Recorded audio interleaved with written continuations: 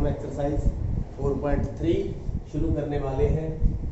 जो द्विघात समीकरण को हल करने के लिए मैंने आपको 3 तरीके बताए थे, जिसमें पहला था गुणनखंड विधि, दूसरा था पूर्ण वर्ग विधि, तीसरा था द्विघात सूत्र विधि।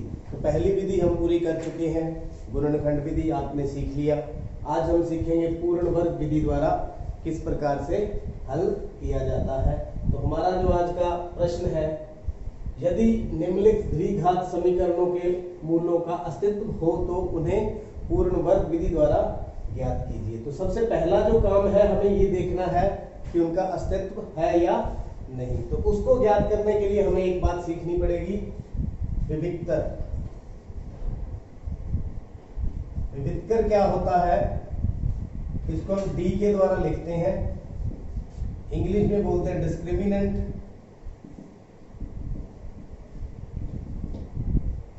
ये होता किसके बराबर है, b square minus 4ac, b square minus 4ac। ये बी स्क्वायर 4ac क्या है, आपको पता है जो द्विघात समीकरण का जो मानक रूप है वो होता है ax square plus bx plus c बराबर में 0। a क्या होता है, जो x स्क्वायर का गुणांक है, b क्या होता है, जो x का गुणांक है, और c जो कांस्टेंट संख्या है, जो चर संख्या है, वो c के द्वारा डोनेट की जाती है। तो क्या करेंगे, सबसे पहले हम d निकालेंगे, विविक्तर निकालेंगे, b स्क्वायर माइनस 4ac, यहां से a b c की जो वैल्यूज हैं उसको लेकर। तो यदि यहां पर 3 स्थितियां होंगी।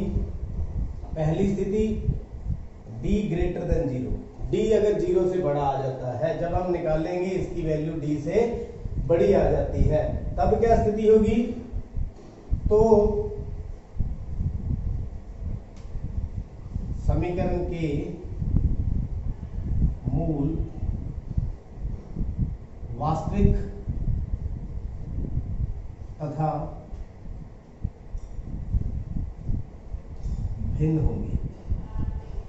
तो समीकरण के दो मूल मिलेंगे वास्तविक, और वो दोनों क्या होंगे, अलग अलग होंगे, असमान होंगे। तो दूसरी स्थिति, अगर d 0 के बराबर आ जाता है तो समीकरण के मूल वास्तविक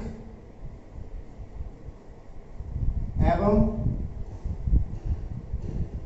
समान होंगे। दोनों क्या होंगे, वास्तविक होंगे, और दोनों ही एक जैसे होंगे, इक्वल होंगे, समान होंगे, एक जैसे होंगे। तीसरी स्थिति ये आ जाती है, d की वैल्यू जो बी स्क्वायर माइनस 4ac हम यहां से लेंगे, अगर उसकी वैल्यू 0 से कम आ जाती है तो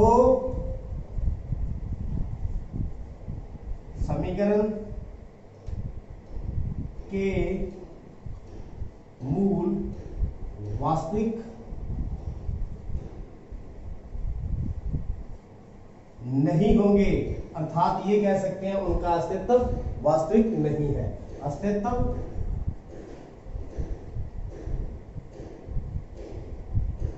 नहीं। तो ये कंडीशंस पहले चेक करेंगे, फिर हम अगर उनका अस्तित्व हुआ तो फिर हम पूर्ण वर्ग विधि से उनको हल करेंगे। तो आइए देखते हैं 1 बाय 1। पहले सबसे पहला काम, हम पहला सब लेते हैं, 2x square minus 7x plus 3 बराबर में 0। तो यहां देखिए a की वैल्यू कितनी है, 2, b की वैल्यू कितनी है, -7, c की वैल्यू कितनी है, 3। तो हम विविक्तर निकालें, d निकालें, b square minus 4ac, b square मतलब -7 का स्क्वायर माइनस 4 इंटू 2 इंटू 3। तो 7 गुना 7 49, प्लस का निशान 24, तो घटा करके कितना आ गया, 25। इसका मतलब d क्या है, 0 से बड़ा है। तो क्या कंडीशन है कि मूल वास्तविक तथा भिन्न होंगे। समीकरण के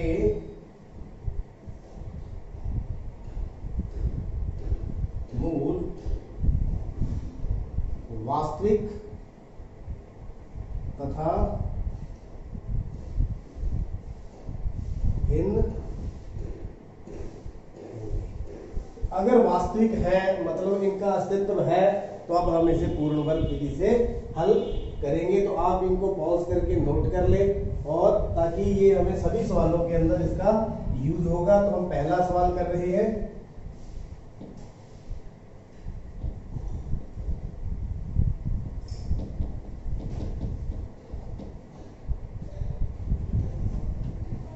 तो अब हम पूर्ण वर्ग विधि सीखते हैं।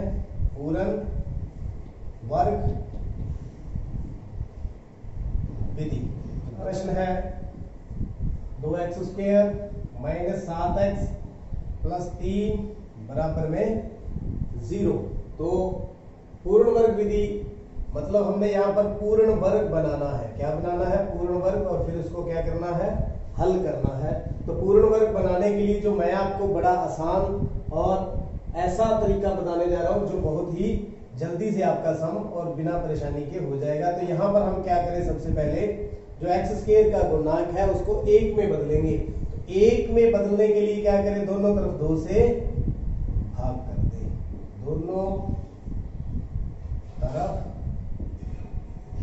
2 से भाग करने पर देखिए 2x² बटा में 2 7/2x प्लस 3/2x बराबर 0 बटा में 2। मतलब ये तो 0 हो ही गया। 2 से 2 कट गया। x² माइनस 7/2x प्लस 3/2 बराबर में 0। तो जहां पर मैंने जो यहाँ पर इकाई इसका गुणांक किया है x² का, बिना करे भी हो सकता है, लेकिन यहाँ आप आसानी से सीखेंगे इसलिए आपको ये मेथड आपको बताया जा रहा है। x² माइनस 7/2x, ये 3/2 को एक बार हम उधर ले जाएं, माइनस का 3/2 हो जाएगा। अब क्या करना है, यहाँ सीखने वाली बात है। पूर्ण वर्ग बनाने के लिए यहाँ कुछ दोनों तरफ हम जोड़ेंगे, ऐड करेंगे। तो क्या ऐड करेंगे ये सीखिए। x का गुणांक क्या है?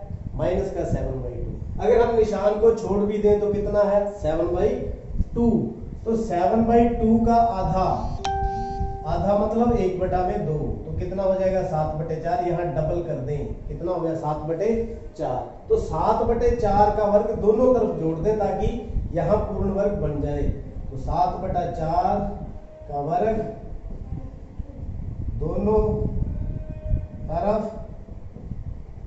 जोड़ने पर x² माइनस 7/2x प्लस 7/4 का वर्ग बराबर में माइनस 3/2 प्लस 7/4 का वर्ग। ये देखिए दोनों तरफ।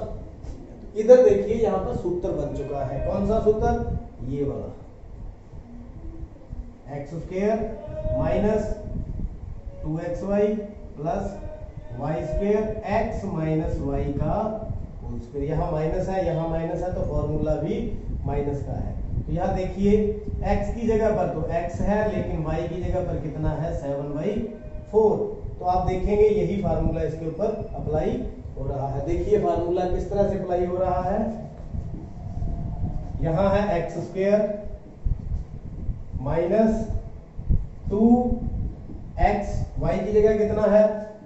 7/4 प्लस 7/4 का स्क्वायर बराबर में क्या है?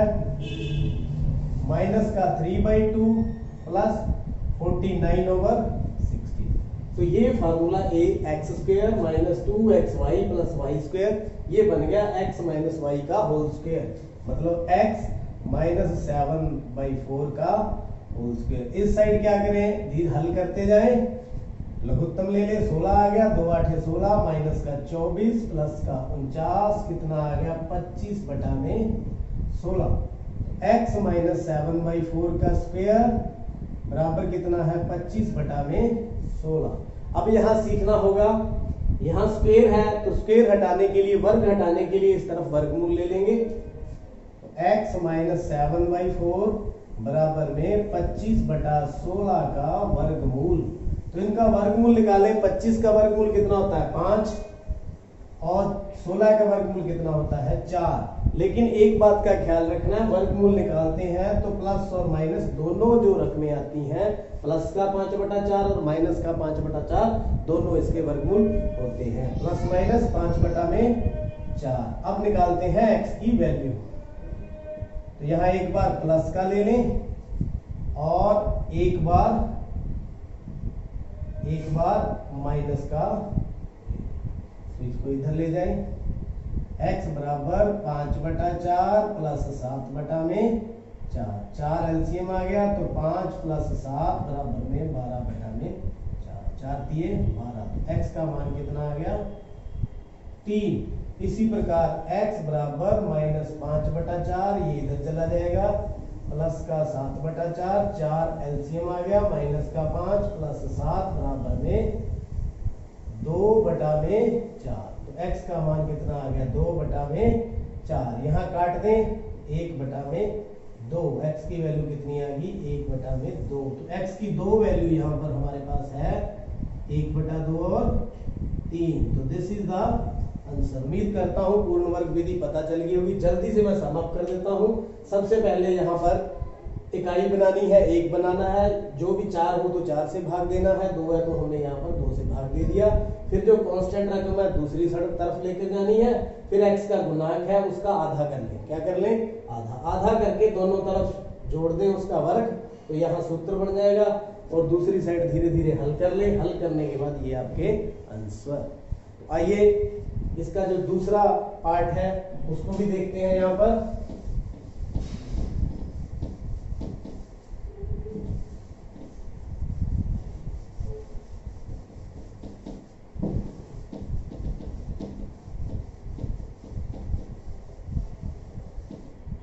दूसरा पार्ट क्या है,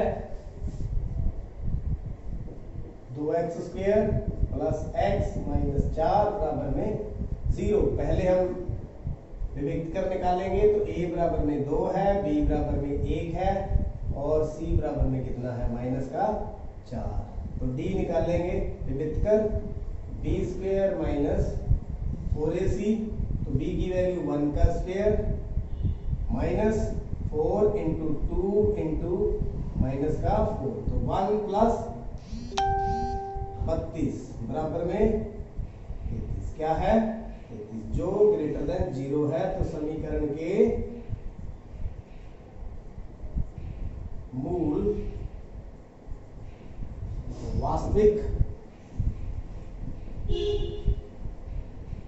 एवं भिन्न है। तो मूल इसके हैं तो हम उसको निकालेंगे पूर्ण वर्ग विधि से। पूर्ण वर्ग विधि लगाएंगे इसके ऊपर। 2x² प्लस का x माइनस का 4 बराबर में 0।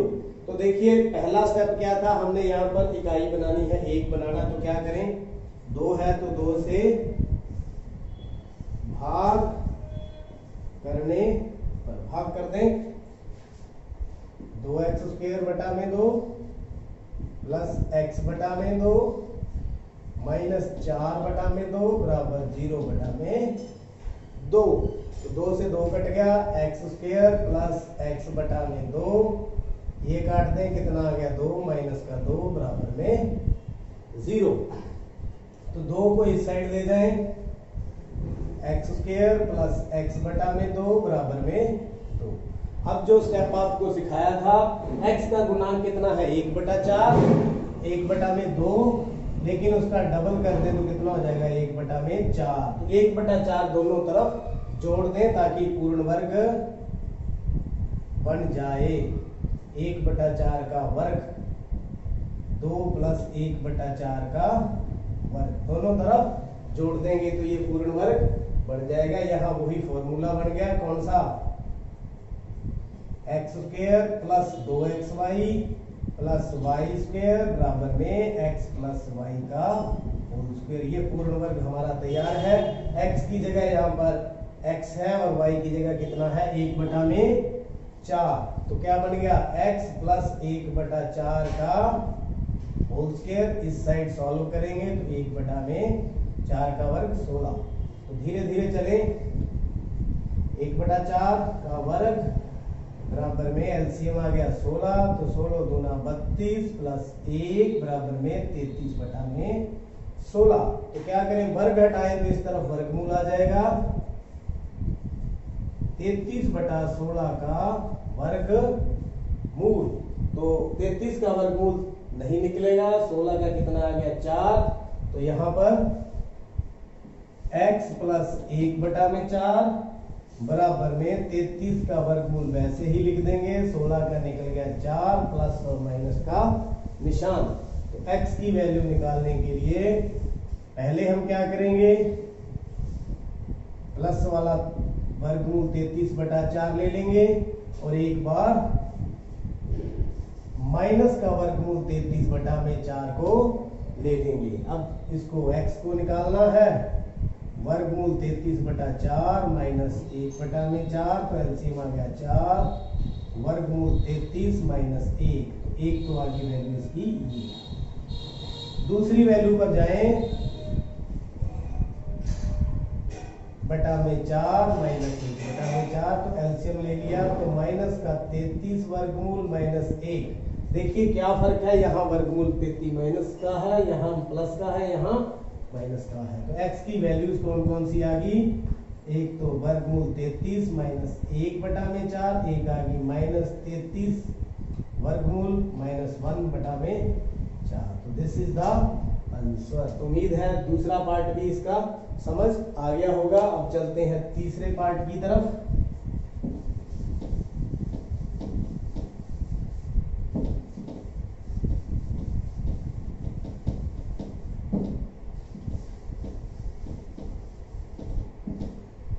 तीसरे पार्ट में सबसे पहले मूलों का अस्तित्व चेक करें।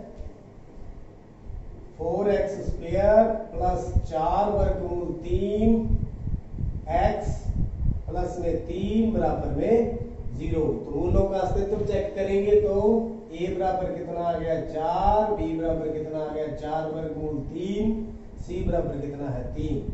तो d चेक करें, b² माइनस 4ac, तो b कितना है 4 वर्गमूल 3 का स्क्वायर माइनस 4 गुना में a गुना में 3, तो 4 गुना 4 16, 16 गुना 3 48। तो 4 वर्गमूल 3 को जब हम 2 बार गुणा करेंगे तो ये तो आ गया 3, 16 गुना 3 बराबर में 48। तो ऐसे ही आगे देखिए, चौको चौकी 16 दिया 48, तो 48 माइनस 48 कितना आ गया 0, तो d बराबर 0। तो समीकरण के मूल वास्तविक तथा बराबर है। जब ये 0 के बराबर होता है तो कौन से मूल होते हैं, बराबर। तो अब इसको पूर्ण वर्ग विधि से हम हल करें। पूर्ण वर्ग विधि लगाएं इसके ऊपर, 4x² प्लस 4 वर्गमूल 3x प्लस 3 बराबर में 0। तो पहला स्टेप क्या था, x² का गुणांक यहाँ पर 1 करेंगे तो कितने से भाग करें, 4 पर हम इसको भाग करेंगे। तो देखिए 4x² प्लस 4 वर्गमूल 3x प्लस 3 बराबर में 0, तो कितने से भाग कर दें,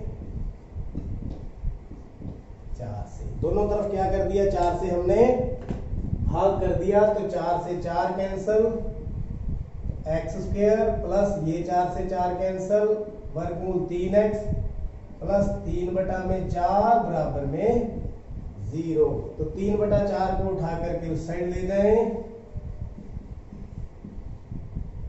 माइनस का 3/4 कितना आ गया, माइनस का 3/4। अब क्या करना है, यहां देखिए कितना है वर्गमूल 3, x का गुणांक कितना है वर्गमूल 3, तो इसका आधा कर दें।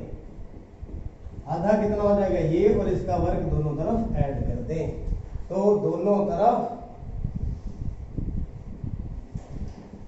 वर्गमूल 3/2 का स्क्वायर जोड़ने x² प्लस वर्गमूल 3x प्लस वर्गमूल 3/2 का स्क्वायर बराबर में -3/4 प्लस वर्गमूल 3/2 का स्क्वायर। ऐसे धीरे धीरे सॉल्व करते जाएंगे। यहाँ सूत्र बन चुका है कौन सा, x² plus 2xy plus y² बराबर में x प्लस y का होल स्क्वायर। x की जगह x है और y की जगह वर्गमूल 3/2, तो वर्गमूल 3/2 का होल स्क्वायर। इस साइड सॉल्व करें, 3/4 वर्गमूल 3 का स्क्वायर 3 होता है, बटे 2 का स्क्वायर 4 होता है, तो ये कट गया बराबर में 0। तो ये स्क्वायर है तो कितनी बार लिखेंगे, 2 बार। एक बार x प्लस वर्गमूल 3/2 दूसरी बार। तो x का मान यहां पर क्या निकल कर आ गया, x का मान दोनों को हम बराबर में अलग अलग 0 कर देंगे। x के मान दोनों देखिए यहां पर एक जैसे आगे, माइनस का वर्गमूल 3/2। यहां हम बता भी चुके हैं वास्तविक तथा बराबर होंगे। तो ये देखिए जे इनके मूल क्या है, वास्तविक है, और दोनों क्या है, बराबर है। तो x का मान माइनस का वर्गमूल 3/2 और माइनस का वर्गमूल 3/2। तो ये आपका पूर्ण वर्ग विधि के द्वारा ये सम भी पूरा हुआ। चौथा part, 2x² plus x plus 4 बराबर में 0। तो यहाँ विभक्तर निकालने के लिए a की वैल्यू 2, b की वैल्यू 1, c की वैल्यू 4। तो d निकालें, b² माइनस 4ac। b² मतलब 1 का स्क्वायर माइनस 4 गुना में 2 गुना में 4। तो 1 माइनस 32 कितना आ गया, माइनस का 31, जो क्या आ गया 0 से छोटा। छोटा आ गया तो मूल्य का अस्तित्व नहीं है। तो मूलों का वास्तविक अस्तित्व नहीं है।